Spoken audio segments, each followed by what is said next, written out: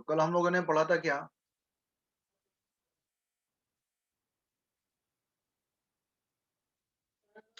Biot Savart law के applications. ठीक है, लास्ट क्लास में हम लोगों ने देखा था कि magnetic field due to circular loop, circular coil, current carrying circular coil. तो सबसे पहले आपने देखा कि अगर आपका बायोट सवर्ट लॉ है तो बी इज इक्वल टू क्या था, डीबी। स्मॉल एलिमेंट के कारण अगर आपका मैग्नेटिक फील्ड है तो mu not upon 4 pi ideal sine theta upon are square, distance of current carrying element to the observation point r. इसका एप्लीकेशन क्या है? कल हम लोगों ने तो निकाला क्या कि अगर कोई सर्कुलर कॉइल में करंट मूव कर रहा है तो what is the magnetic field. तो B is equal to what, mu not upon 4 pi theta I upon R, उसका radius, where A is what, the radius. Theta, theta मतलब क्या, अगर कंप्लीट सर्कुलर कॉइल है, ठीक है, जिसमें करंट जा रहा है, तो वहां पर मैग्नेटिक फील्ड का फॉर्मूला क्या होगा, B is equal to what, mu not upon 4 pi 2 pi I upon R. ठीक है, 2 pi R upon 2 pi I upon R. अगर सेमी सर्कल है, अगर यहाँ करंट जा रहा है, what is the magnetic field. यहाँ पर मैग्नेटिक फील्ड क्या होगा, तो आप लोगों ने देखा क्या कि B is equal to what, mu not upon 4 pi theta. तो यहाँ पर थीटा क्या आएगा, pi I upon r. R मतलब क्या, ए।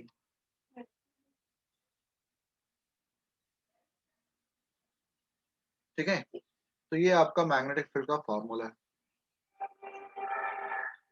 ठीक है, तो कल हम लोगों ने क्वेश्चन भी किया था। आज देखिए बहुत ही इंपॉर्टेंट है क्वेश्चन करने के लिए, क्योंकि ऐसा नहीं कि सिर्फ सर्कुलर कॉइल में ही आपका क्वेश्चन आएगा, नहीं, बहुत सारा और भी क्वेश्चंस हैं।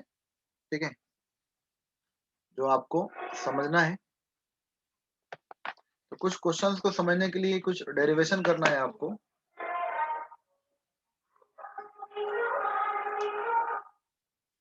तो बहुत ध्यान से देखिए, हम लोग जो पढ़ने वाले हैं आज, बहुत इसको लोग कॉम्प्लिकेटेड बनाते हैं, पर ये सबसे इजी टॉपिक और आपको इजी वे में समझा रहे हैं हम। ठीक है, बायोट सवर्ट लॉ के एप्लीकेशन के थ्रू कुछ डेरिवेशंस होते हैं, जैसे स्ट्रेट करंट कैरिंग कंडक्टर के कारण आपका मैग्नेटिक फील्ड क्या होगा, बिल्कुल अगर स्ट्रेट है तो। ठीक है, लॉन्ग अगर करंट कैरिंग कंडक्टर है तो आपका मैग्नेटिक फील्ड का वैल्यू क्या होगा। तो मैग्नेटिक फील्ड,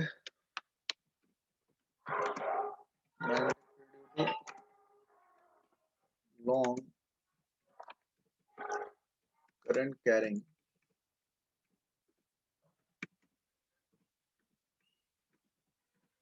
कंडक्टर, अगर बहुत ही लॉन्ग होगा तो इसको हम लोग क्या बोलते हैं, magnetic field due to infinite current carrying conductor. Magnetic field due to long infinite current carrying conductor. तो इसका डेरिवेशन बहुत टफ लोग बनाते हैं। ठीक है, पर मैं कोशिश करूंगा कि आपको बिल्कुल इजी वे में समझ में आएगा। ठीक है, तो ये आज का टॉपिक है, magnetic field due to long current carrying conductor. जिस तरह आपने देखा कि अगर आपका सर्कुलर कॉइल में अगर आपका करंट मूव कर रहा है तो what is the magnetic field at its centre. तो mu not upon 4 pi theta I upon R. तो इसके कारण मैग्नेटिक फील्ड का फॉर्मूला क्या होगा, बहुत ध्यान से, बहुत अच्छे से समझिए सभी कुछ। ठीक है, मान लीजिए सबसे पहले कि यहाँ पर एक करंट कैरिंग कंडक्टर है, एक करंट कैरिंग कंडक्टर है in which the current is moving, threading, current is threading. ठीक है, मान लीजिए एक ऑब्जर्वेशन पॉइंट पर आपको निकालना है, तो ऑब्जर्वेशन पॉइंट का देखिए लोकेशन आपको नहीं पता। ऑब्जर्वेशन पॉइंट है आपका, लोकेशन नहीं पता। ये मान लीजिए ऑब्जर्वेशन पॉइंट है यहाँ पर, इस पॉइंट पर आपको मैग्नेटिक फील्ड निकालना है, इस पॉइंट पर आपको मैग्नेटिक फील्ड कैलकुलेट करना है। तो ठीक है, ये आपका करंट मूव कर रहा है, current is what, I, and this observation point is what, P. तो इस पूरे करंट कैरिंग कंडक्टर के कारण आपका मैग्नेटिक फील्ड क्या होगा, इस पूरे करंट कैरिंग कंडक्टर के कारण यहाँ पर मैग्नेटिक फील्ड क्या होगा। ठीक है, कैसे सॉल्व करेंगे। तो आपको ध्यान से देखना है कि जहां भी ऑब्जर्वेशन पॉइंट है आपको लोकेशन बताना पड़ता है। मान लीजिए आप कहीं और हैं और कोई आपसे एड्रेस पूछ रहा है अचानक में, ठीक है, मान लीजिए आप अननोन जगह गए हैं, मान लीजिए हम आपकी जगह पर आ रहे हैं, हिंगन घाट है, दिग्रस है, ठीक है, ब्रह्मापुरी है, चिमूर है, तो हम बता रहे हैं आपको कि भाई हम यहाँ पर खड़े हैं, तो आप पूछेंगे ना कि कहाँ पर, एग्जैक्ट लोकेशन बताइए, लैंडमार्क बताइए। तो मैं बताता हूँ कि नहीं, उस दुकान से यहाँ पर है, इस दुकान से यहाँ पर है, मेरे दुकान के 2 दुकान ये आगे ये दुकान है और मेरे पीछे आपका ये लोकेशन है। तो आप आगे पीछे एक डेस्टिनेशन देते हैं, आगे पीछे एक लैंडमार्क देते हैं आप। तो उस तरह से ऑब्जर्वेशन पॉइंट का, यहाँ पर ऑब्जर्वेशन पॉइंट कहाँ पर है, मतलब आप डिस्टेंस कहाँ से कैलकुलेट करेंगे, यहाँ से कैलकुलेट करेंगे तो ये अलग आएगा, यहाँ से अलग आएगा, यहाँ से अलग आएगा। तो ऑब्जर्वेशन पॉइंट का सबसे पहले आपको एक फाइनाइट डेस्टिनेशन देना पड़ेगा कि ऑब्जर्वेशन पॉइंट है कहाँ पर। तो आपको लेना पड़ेगा ये कि from the lower and of the current carrying conductor, from the lower and of the current carrying conductor and from the upper end of the current carrying conductor, आपको एंगल देना पड़ेगा। क्या देना पड़ेगा? एंगल। और आपको पता है क्या कि डिस्टेंस कहां से लेंगे, तो line joining the centre. Distance का कैलकुलेशन हमेशा मेजरमेंट क्या होगा, लाइन ज्वाइनिंग द सेंटर। तो लाइन ज्वाइनिंग द सेंटर मतलब क्या, जो भी करंट कैरिंग एलिमेंट है और जो भी ऑब्जर्वेशन पॉइंट है वो डिस्टेंस को हम बोल रहे हैं ए,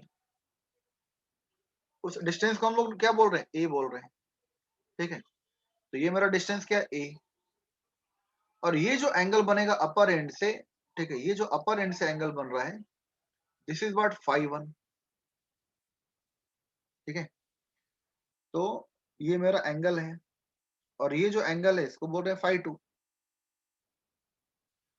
ये एंगल मान लीजिए ये φ1 है और ये मेरा अपर एंड का एंगल क्या है, φ2 है। ध्यान से समझिए, पहले अगर आप फिगर को समझ गए तो डेरिवेशन हम बहुत ही आसानी से कराएंगे, आपको मेन फिगर समझना है। तो ये जो अपर एंड से एंगल और लोअर एंड से, तो लोअर एंड से एंगल बन रहा है φ1 और अपर एंड से एंगल बन रहा है आपका φ2, ठीक है। तो यहां तक तो सही है, ठीक है। अब देखिए सबसे पहले आपको निकालना, सबसे पहले स्मॉल एलिमेंट के कारण मैग्नेटिक फील्ड, जो बायोट सवर्ट लॉ का फॉर्मूला आप सबको पता है कि Biot Savart law, according to Biot Savart law, dB is equal to what, mu not upon 4 pi IDL sin theta upon R square. This is the equation, we know that. तो आपको सबसे पहले यहाँ पर dB मतलब क्या, small length के कारण आपको मैग्नेटिक फील्ड निकालना है, स्मॉल लेंथ के कारण मैग्नेटिक फील्ड। तो सबसे पहले एक स्मॉल एलिमेंट हम एज्यूम कर रहे हैं कि यहाँ पर मेरा जो स्मॉल एलिमेंट है, ठीक है, करंट कैरिंग एलिमेंट, तो ये आपका स्मॉल एलिमेंट है और इसमें करंट प्रोपागेट कर रहा है, करंट आपका मूव कर रहा है। तो ये वाला एलिमेंट का जो लेंथ है इसको हम बोल रहे हैं डीएल, ठीक है। ये वाला जो करंट का एलिमेंट है इसे हम बोल रहे हैं डीएल। क्या बोल रहे हैं, डीएल, ठीक है। अब देखिए इसका भी कुछ एंगल बनेगा यहां से, ठीक है, इसका भी कुछ एंगल बनेगा। तो ये थोड़ा बड़ा ही एलिमेंट हो गया, थोड़ा सा आपको छोटा एलिमेंट बनाना है, क्योंकि फिर एंगल वेरी करेगा। तो ये आप हम एलिमेंट मान रही है डीएल।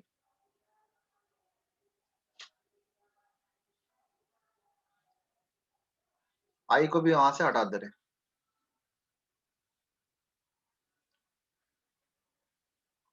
तो ये जो आपका एलिमेंट है दिस इज डीएल, ठीक है। ये क्या आपका डीएल है और करंट जो मूव करा था वो आपको पता है, करंट क्या आपका आई है, करंट क्या आपका आई, ठीक है। तो यहाँ भी करंट मूव कर रहा है और यहाँ पर एक स्मॉल एलिमेंट है। अब देखिए यहाँ पर इस पोजीशन पॉइंट का वेक्टर क्या होगा, मतलब पोजीशन वेक्टर क्या होगा from the this small element. जो यहाँ पर करंट कैरिंग एलिमेंट है, यहाँ से ऑब्जर्वेशन पॉइंट का डिस्टेंस क्या होगा, तो भाई यहाँ से भी आपको डिस्टेंस लेना पड़ेगा, क्योंकि जब आप स्मॉल एलिमेंट के कारण स्मॉल डीबी निकालेंगे, स्मॉल डीएल के कारण स्मॉल डीबी, तो आपको यहाँ चाहिए लाइन ज्वाइनिंग द सेंटर। आपको यहाँ से डिस्टेंस का मेजरमेंट पता होना। तो ये डिस्टेंस को हम बोल रहे हैं क्या, ये जो पोजीशन वेक्टर है पॉइंट पी का फ्रॉम स्मॉल एलिमेंट, ठीक है, फ्रॉम स्मॉल एलिमेंट, तो इसको आप बोल दीजिए आर, क्या बोलिए आप, आर, ठीक है। This is the position vector of point P from the small current carrying element. अब देखिए यहाँ पर भी एंगल बनेगा, क्या बनेगा, एंगल, तो ये एंगल को हम क्या बोल रहे हैं, थीटा, ठीक है, ये एंगल को हम लोग क्या बोल रहे हैं, थीटा, ठीक है, कि स्मॉल एलिमेंट और ऑब्जर्वेशन पॉइंट के बीच का एंगल क्या है, थीटा है, स्मॉल एलिमेंट और ऑब्जर्वेशन पॉइंट के बीच का एंगल क्या है, थीटा, ठीक है। तो यहां पर आपका एंगल थीटा बन रहा है। अब देखिए यहां पर भी कुछ एंगल है, ये जो थीटा वन है, ये फाइव वन जो आप माने थे, ये फाइव वन, ये एंगल कहां से है, फ्रॉम द लोअर एंड, ये पूरा, ये फ्रॉम द लोअर एंड पूरा है।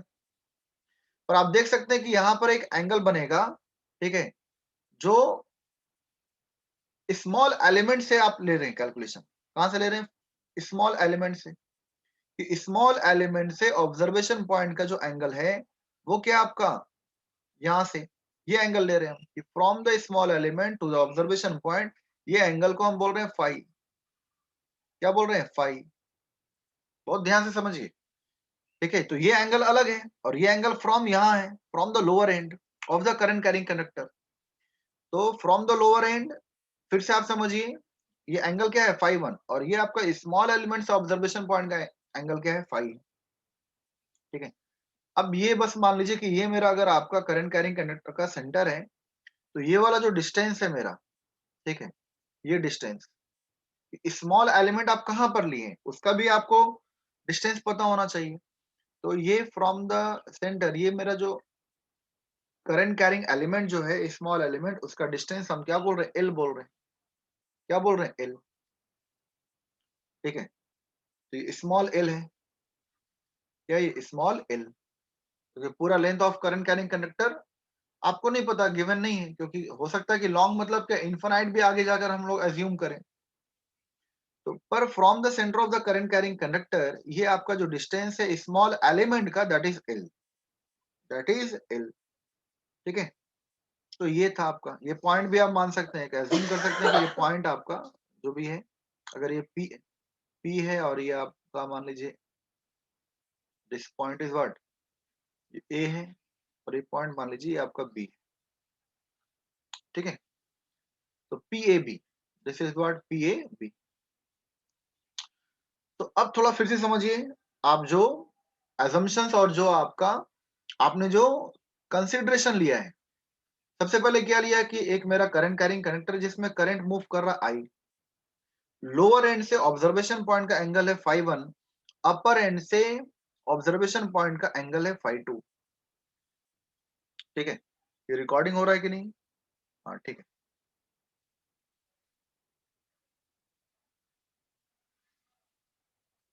ठीक है।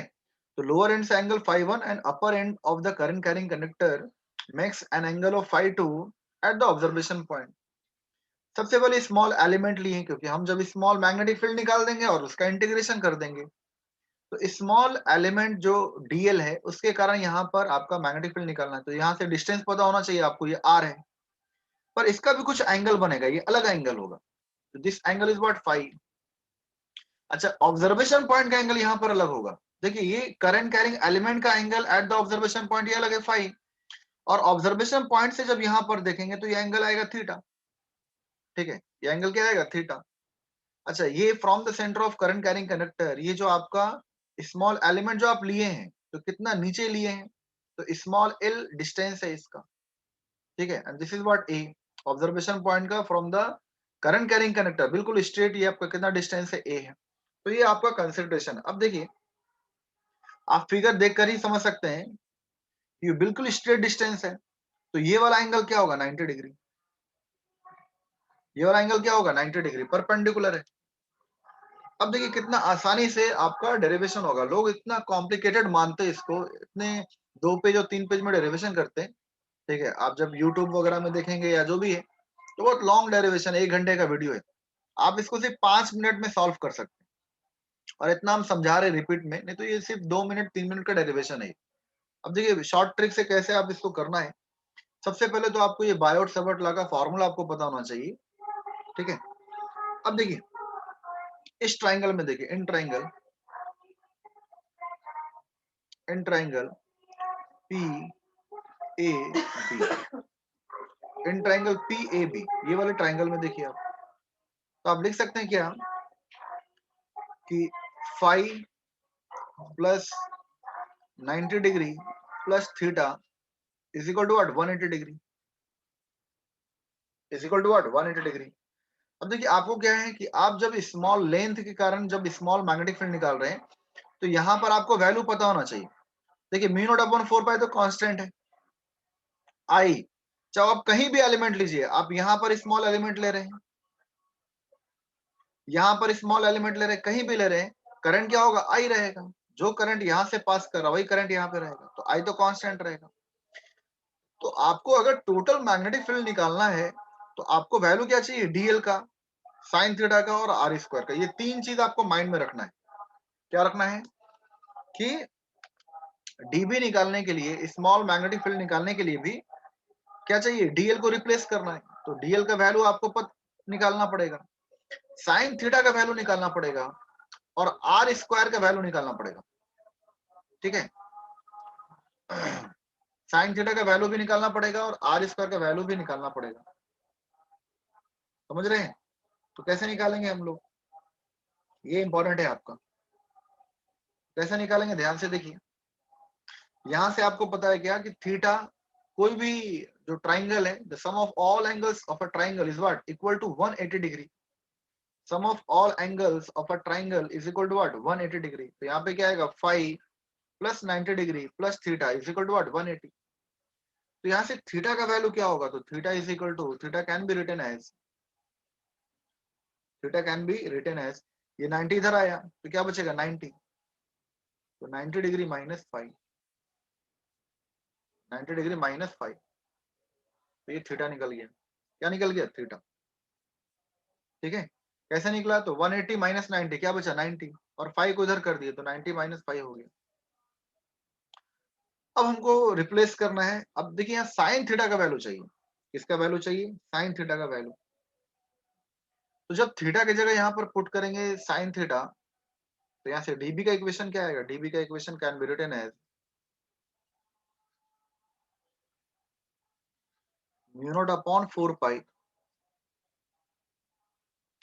आई डीएल साइन, और थीटा मतलब क्या 90 डिग्री माइनस 5, और अपॉन इसका स्मॉल एलिमेंट का distance from the observation point, ठीक है, आपका आर स्क्वायर, अगर स्केलर फॉर्म में लेंगे तो mu not upon 4 pi ideal sine 90 minus 5 upon are square. ठीक है, अब देखिए इसी ट्राइंगल में, क्योंकि आपको पता है कि sine 90 minus 5, sine 90 minus theta, sine 90 plus theta भी आपको चेंज होता है। ठीक है, 90 के फॉर्म में कभी भी क्या होगा, चेंज 90 है। ठीक है, और 270 के फॉर्म में, तो साइन 90 माइनस थीटा या साइन 90 प्लस थीटा क्या होगा, कॉस थीटा। तो यहाँ पे कॉस फाइव आ जाएगा, क्या आ जाएगा, कॉस फाइव। पर कॉस फाइव का वैल्यू आपको चाहिए फिर। ठीक है, तो साइन 90 माइनस थीटा, तो आपको पता है क्या होगा, कॉस फाइव, क्या हो जाएगा, कॉस फाइव, क्योंकि 90 प्लस माइनस थीटा के फॉर्म में आपका चेंज होगा। तो साइन 90 माइनस थीटा और ये क्या होगा, कॉस फाइव, और पहला क्वाड्रेंट में है तो ये क्या आएगा, पॉजिटिव ही रहेगा। तो यहाँ पर आप रिप्लेस कर सकते हैं कि since sine 90 degree minus 5 is equal to what, can be written as cos 5। अब कॉस 5 का वैल्यू आपको निकालना है, क्या निकालना है, कॉस 5 का वैल्यू। तो कॉस 5 का वैल्यू क्या होगा, तो यहाँ ध्यान से देखिए सभी को, कॉस 5 का वैल्यू क्या होगा। तो इस ट्राइंगल में, क्योंकि इसी ट्राइंगल में कॉस 5 बन रहा है, पी ए बी, ठीक है, in triangle P A B, तो cos phi can be written as base upon hypotenuse। ठीक है, cos phi is equal to what, base और अपॉन हाइपोटेनस, क्योंकि ये राइट एंगल ट्राइंगल है, 90 डिग्री यहाँ पर, तो बेस क्या होगा a और हाइपोटेनस क्या होगा r। तो cos phi is equal to what, base a upon r। ठीक है, तो यहाँ से r भी निकल जाएगा आपका, ठीक है, आर भी निकल जाएगा। आर कैसे निकलेगा? तो R can be written as A upon, या फिर इधर लिखिए, जगह कम है, डेरिवेशन भी करना है पूरा। तो R is equal to what? A upon cos phi. R is equal to what? A upon cos phi. और आपको ये पता है कि वन अपॉन कॉस, तो इसको बोलते हैं सेक। जिस तरह साइन एंड कॉसेक रेसिप्रोकल है, उस तरह सेक और कॉस क्या है? रेसिप्रोकल है। तो यहां से आपका आर इज इक्वल टू क्या आ जाएगा? R is equal to A into sec phi. क्या आ जाएगा? R is equal to what? A into sec phi. तो यहाँ से आपका दूसरा जो रिक्वायरमेंट था वो भी निकल गया। यहाँ से साइन थीटा का वैल्यू भी आप निकाल चुके हैं कि sine 90 minus five is equal to what? Cos five. और यहाँ पे आर भी कैलकुलेट कर चुके हैं कि R is equal to what? A sec five. R is equal to what? A sec five. ये आपका कैलकुलेशन हो चुका है। ठीक है, ये आपका कैलकुलेशन हो चुका है। अब आपको निकालना है क्या? डीएल का वैल्यू। क्या निकालना है? डीएल। क्योंकि हमने आपको बताया कि अगर पूरे एलिमेंट के कारण भी आपको मैग्नेटिक फील्ड निकालना है तो हर जगह आई क्या रहेगा? कांस्टेंट रहेगा। तो इस डीबी में साइन थीटा का वैल्यू आपको पता चल गया, आर का वैल्यू पता चल गया। अब अगर आपको डीएल मिल गया, तो आप क्या करेंगे? सिंपली इंटीग्रेशन करना है। क्या करना है? सिंपली इंटीग्रेशन करना है। ठीक है, तो यहां देखिए ध्यान से सभी कोई, कि इस डीएल का वैल्यू कैसे आएगा। तो देखिए एल कहां पर है? यहां पर। तो आपको सबसे पहले एल का इक्वेशन बनाना पड़ेगा और उसको डिफरेंशिएट करना है। ठीक है, उसको क्या करेंगे? हम डिफरेंशिएट करेंगे। डीएल मतलब क्या? Small element. स्मॉल एलिमेंट मतलब क्या? बाय यूजिंग द डिफरेंशिएशन हम स्मॉल लेंथ का इक्वेशन फाइंड कर सकते हैं। ठीक है, तो यहां से कैसे आएगा? तो यहाँ पर एल कब आएगा? अगर हम यहाँ पे tan फाई लगाएं, इसी ट्राइंगल में tan फाई लगाएं, इसी ट्राइंगल में, सेम ट्राइंगल में अगर हम tan फाई का वैल्यू निकालें, tan फाई का, देखिए यहाँ पर इसी ट्राइंगल में पी ए बी, तो यहाँ पे tan phi is equal to क्या होगा? ये परपेंडिकुलर है मेरा, क्योंकि यहाँ पर एंगल क्या बन रहा है? 90 डिग्री। तो tan phi is equal to what? Perpendicular और upon base. tan phi is equal to क्या होता है? Perpendicular upon base. tan phi is equal to what? Perpendicular upon base. तो यहाँ से क्या होगा? tan phi is equal to what? Perpendicular L और अपॉन बेस क्या होगा? ए।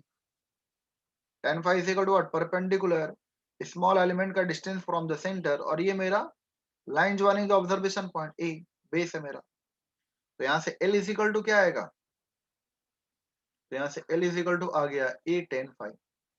ए tan फाई। अब अगर एल निकल गया तो आप इसको डिफरेंशिएट कर दीजिए, तो आपका आ जाएगा। तो जब डिफरेंशिएट करेंगे तो डीएल। अब देखिए ए तो मेरा कांस्टेंट है, ए मेरा क्या है? बिल्कुल सेंटर से डिस्टेंस है, ए मेरा कांस्टेंट रहेगा। ठीक है, आप एलिमेंट कहीं भी लीजिए, आप एलिमेंट यहाँ ले रहे हैं, आप एलिमेंट यहाँ ले रहे हैं, but from the centre to the observation point ये डिस्टेंस तो कांस्टेंट रहेगा, ए रहेगा। हाँ, यहाँ से डिस्टेंस वेरी होगा, ये एंगल वेरी होगा, तो वो तो इंटीग्रेशन करेंगे हम लोग फाई के टर्म में, क्योंकि यहाँ बार बार फाई क्या हो रहा है? चेंज। यहाँ भी अगर आप यहाँ लिए तो फाई अलग है, अब कोई एलिमेंट यहाँ पे लिया तो इसका फाई अलग आएगा, मतलब from the element to the observation point angle phi अलग आएगा। तो ये बार बार फाई क्या होगा? चेंज होगा। तो हम फाई के टर्म में ही इंटीग्रेट करेंगे, तो अभी बाद में बताएंगे। अभी आपको समझना है कि यहाँ पर ए कांस्टेंट है, तो जब इसको डिफरेंशिएट करेंगे तो यहाँ से tan फाई का डेरिवेटिव क्या होता है? Sec square theta. tan theta का डेरिवेटिव क्या होता है? Sec square theta. तो डीएल इज इक्वल टू क्या आएगा? ए, और यहाँ पे क्या हो जाएगा? Sec square phi. क्या हो जाएगा? Sec square phi. तो आपको डीएल भी मिल गया। ये तीनों क्वांटिटी आपके पास है, जो आपको चाहिए था, ये तीनों क्वांटिटी आपके पास है। थीटा भी है, ठीक है, आर भी है और डीएल भी। अब वैल्यू पुट कर दीजिए आप। तो यहाँ वैल्यू था आपका, तो यहाँ पर जब वैल्यू पुट करेंगे कि D V is equal to mu not upon 4 pi. ठीक है, mu not upon 4 pi I DL. ठीक है, डीएल का वैल्यू क्या है? तो डीएल का वैल्यू हम निकाल चुके हैं, ए सेक स्क्वायर फाई। ठीक है, DB is equal to what? Mu not upon 4 pi I A sec square phi, sec square phi. अब देखिए साइन थीटा, तो साइन थीटा का वैल्यू हम पुट किए थे 90 माइनस पाई, तो इसको डायरेक्ट लिखेंगे क्या? Cos pi. क्या लिखेंगे, cos फाई।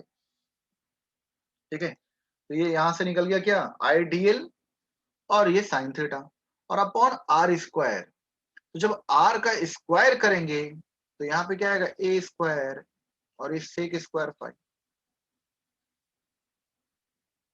ठीक है, क्या होगा, आर का जब स्क्वायर करेंगे तो ए स्क्वायर सेक स्क्वायर फाई। अब यहाँ से आप देख सकते हैं, ये सेक स्क्वायर फाई और ये सेक स्क्वायर फाई क्या होगा, कैंसिल। यहाँ से ए और ये पावर क्या होगा, कैंसिल, बचेगा ए, बचेगा यहाँ। ठीक है, तो यहाँ से क्या आएगा, DB is equal to mu not upon 4 pi. ठीक है, अपॉन ए आई अपॉन ए, और ये बचा कॉस फाई। क्या बचा, कॉस फाई। अभी देखिए, ये आपका स्मॉल लेंथ के कारण मैग्नेटिक फील्ड है, स्मॉल लेंथ के कारण यहाँ पर मैग्नेटिक फील्ड है। अब हमको निकालना हर एक स्मॉल स्मॉल एलिमेंट के कारण what is the total magnetic field eight the observation point P. ठीक है, तो यहाँ कैसे निकलेगा आपका, तो हम क्या करेंगे, इंटीग्रेट, क्योंकि जब स्मॉल स्मॉल एलिमेंट के कारण निकालना है मतलब हमको समेशन करना, हमको इंटीग्रेशन करना, हमको ऐड करना है। ठीक है, कैसे निकालेंगे, तो बहुत ही इजी वे में आपको पता है कि डीबी जब ये है, अब यहाँ देखिए फाई आपका बार बार चेंज होगा। कैसे, जब कोई एलिमेंट यहाँ पर लिया है तो इसका एंगल, मतलब इस स्मॉल एलिमेंट का जब यहाँ पर हम खड़े